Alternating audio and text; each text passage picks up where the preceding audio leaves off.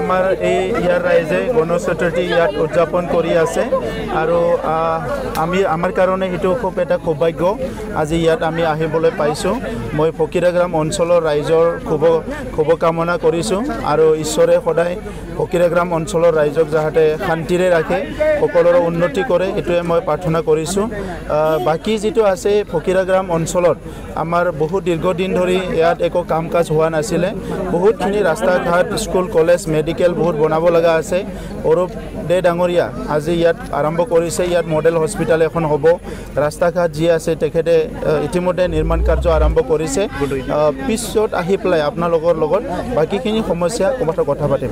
Important নহয়, general ইলেকশ্যনবিলাক যেনেকৈ important, বাই ইলেকশ্যনটো ইমান ইম্পৰ্টেণ্ট নহয়। ইয়াত যাত ফৰ্মেলিটিছে হয়, ইয়াত বিজেপি, UPPL আৰু GSPৰ চৰকাৰ চলি আছে আৰু যিকেইটা চিটত বাই ইলেকশ্যন হ'ব অসমত, ইয়াত প্ৰত্যেকটো চিটতে বিজেপিৰ নেতৃত্বত আমি যিটো আমাৰ এইটো আছে এলায়েন্স টিম আছে সেইটোৱে জিকিব।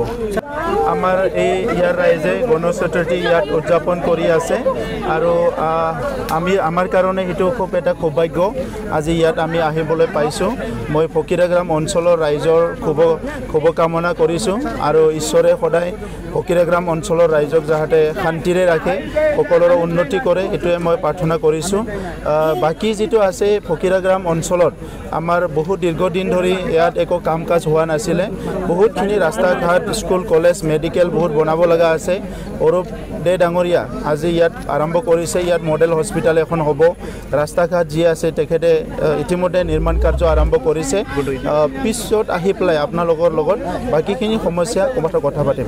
ইম্পৰ্টেণ্ট নহয়, জেনেৰেল ইলেকশ্যনবিলাক যেনেকৈ ইম্পৰ্টেণ্ট, বাই ইলেকশ্যনটো ইমান ইম্পৰ্টেণ্ট নহয়। ইয়াত যাত ফৰ্মেলিটিছে হয়, ইয়াত বিজেপি, UPPL আৰু GSPৰ চৰকাৰ চলি আছে আৰু যিকেইটা চিটত বাই ইলেকশ্যন হ'ব অসমত, ইয়াত প্ৰত্যেকটো চিটতে বিজেপিৰ নেতৃত্বত আমি যিটো আমাৰ এইটো আছে এলায়েন্স টিম আছে সেইটোৱে জিকিব।